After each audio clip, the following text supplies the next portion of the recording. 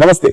आज का यह विश्लेषण उन करोड़ों बुजुर्गों के लिए है जिन्होंने अपनी जवानी देश के निर्माण में लगा दी, लेकिन आज उनके बुढ़ापे की लाठी खोखली नजर आ रही है। आज हम बात करेंगे ईपीएस, एम्प्लॉइज पेंशन स्कीम की। यह सिर्फ एक पेंशन स्कीम नहीं है, बल्कि देश के 75 लाख से ज्यादा पेंशन भोगियों के सम्मान की लड़ाई है। नमस्कार, मैं हूं सुधीर चौधरी। आज हम उस पीढ़ी की बात करेंगे जिसने अपनी मेहनत के पसीने से इस देश की अर्थव्यवस्था की नींव रखी। वो लोग जो आज रिटायर हो चुके हैं, जिनकी उम्र 65, 70 या 80 साल हो चुकी है, लेकिन विडंबना देखिए, अपनी ही जमा पूंजी के हक के लिए उन्हें आज की इस चिलचिलाती धूप में सड़कों पर उतरना पड़ रहा है। हम बात कर रहे हैं ईपीएस 95 पेंशन भोगियों की। क्या आप जानते हैं कि हमारे देश में एक बड़ी संख्या ऐसे बुजुर्गों की है जिन्हें महीने की पेंशन के रूप में कितने पैसे मिलते हैं? 5, 100 रुपए, 800 रुपए या ज्यादा से ज्यादा 1171 रुपए।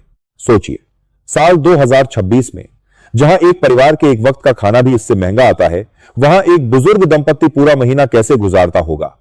क्या ये पेंशन है या उन बुजुर्गों के स्वाभिमान के साथ एक भद्दा मजाक?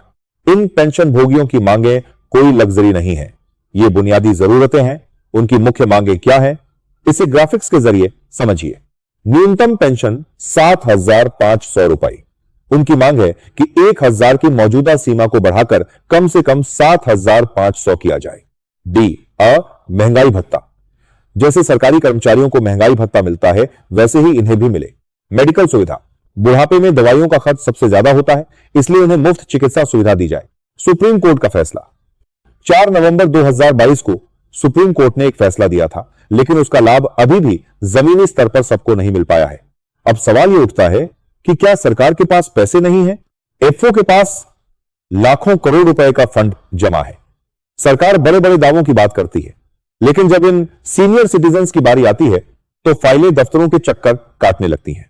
कमेटी बनती है, रिपोर्ट आती है, आश्वासन दिए जाते हैं, लेकिन नतीजा सिफर यानी शून्य। ये बुजुर्ग नेताजी के दफ्तर नहीं जाना चाहते, ये अस्पतालों के बिल और घर के राशन की चिंता से मुक्त होना चाहते हैं। इन्होंने दशकों तक अपनी सैलरी का एक हिस्सा ईपीएस में जमा किया है। यह कोई खैरात नहीं है, यह उनका हक है।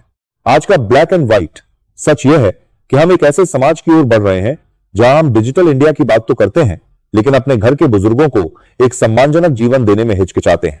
अगर 7,500 की पेंशन मिल भी जाए तो क्या वो अमीर बन जाएंगे? बिल्कुल नहीं। बस वो अपने बच्चों पर बोझ बनने से बच जाएंगे। वो अपनी दवाइयां खुद खरीद पाएंगे। सरकार को समझना होगा कि ये पेंशन भोगी सिर्फ वोट बैंक नहीं है, ये इस देश का अनुभव है। और जिस देश में अनुभव का सम्मान नहीं होता, उस देश का भविष्य कभी सुनहरा नहीं हो सकता। तो आज के इस विश्लेषण में इतना ही।